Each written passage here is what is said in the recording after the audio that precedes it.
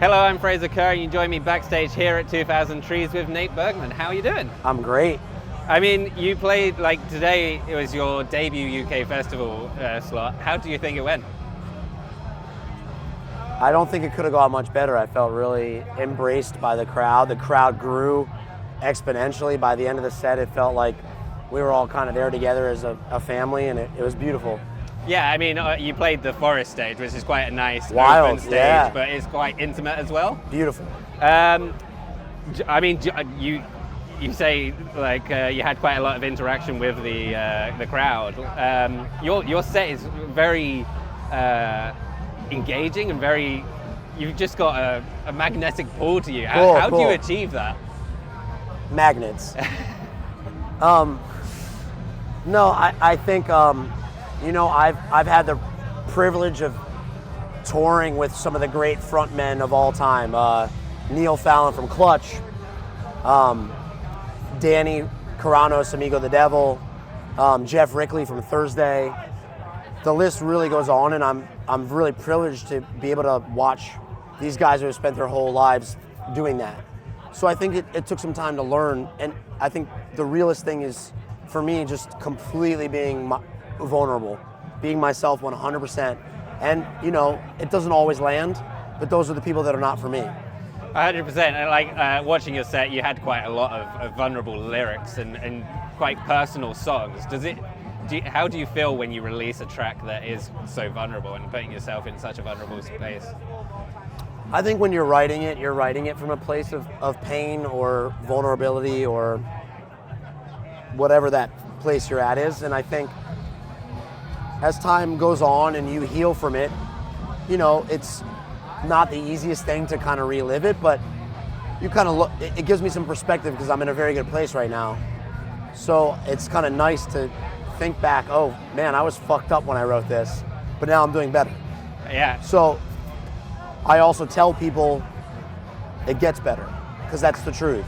100%. And so like during your set earlier, you said you had like quite an unfair interaction in a way with the crowd because you're like writing these songs as sort of a therapy for yourself. 100%. And then they get to hear it, and it's just like and you're like, oh fuck, that's sad. Yeah, that sucks.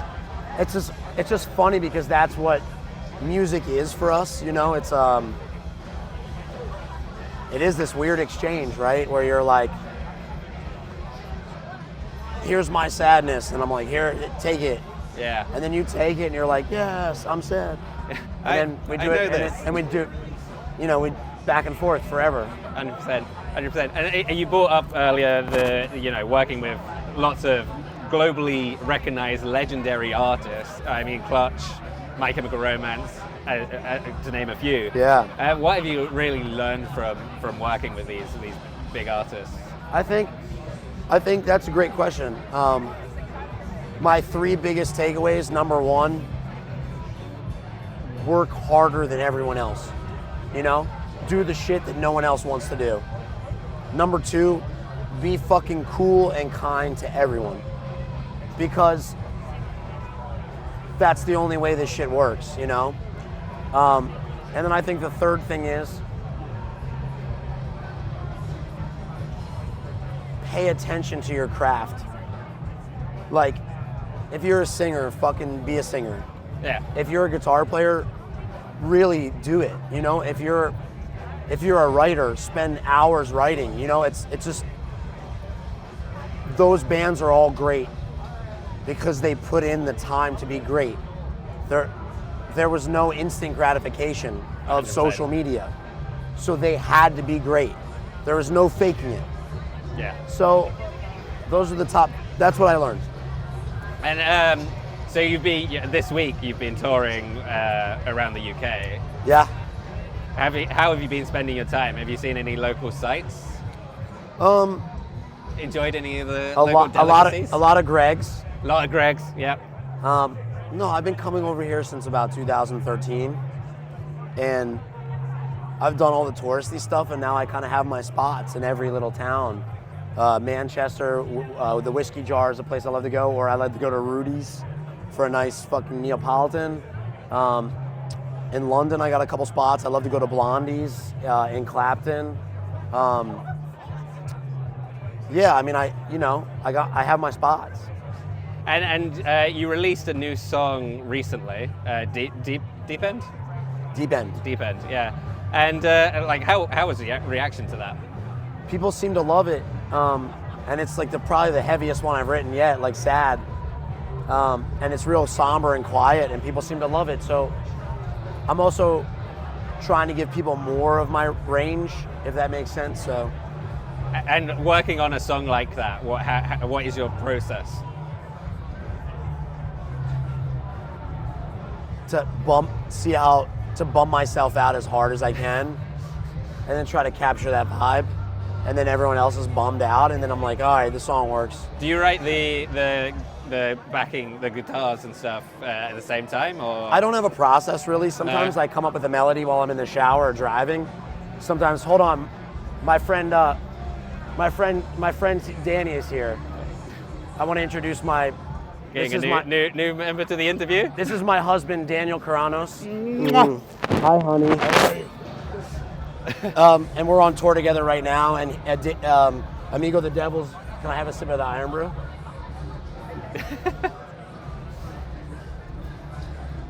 I'm leaving alone.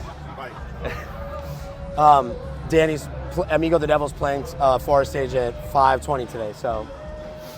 Yeah, sorry, I didn't mean to divert the question completely. No. I have no set pattern. It could be singing in the shower or strumming a chord, and it just strikes.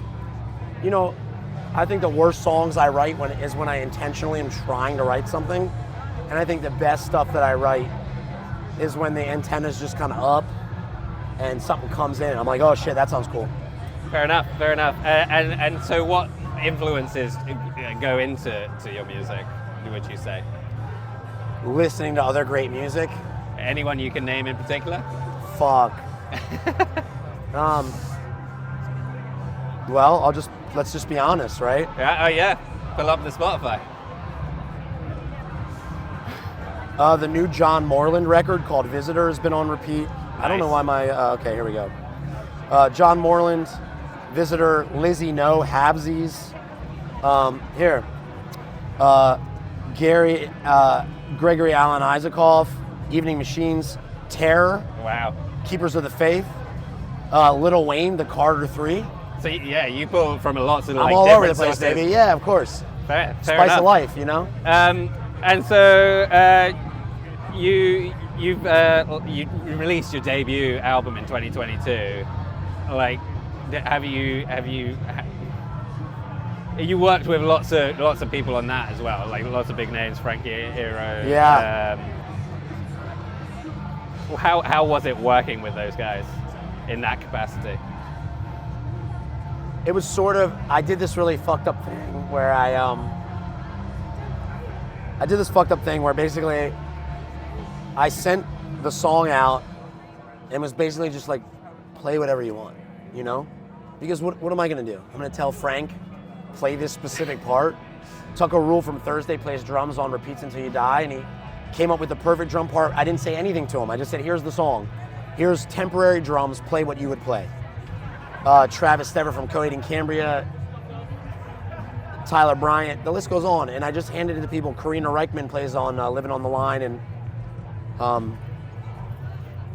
listen, there's a reason why they're where they're at. Yeah, so I mean, it's I think that's fair I'm enough. going to tell them what to do. It's just like, hey, play the fucking thing you think's sick. Yeah, I mean, there's no point dictating it. Yeah, it was awesome. Otherwise, it'd just not be worth having them. Agreed. Yeah, these are great questions. Thank you Truly. very much. Truly great. I've got one last question for you. Of course.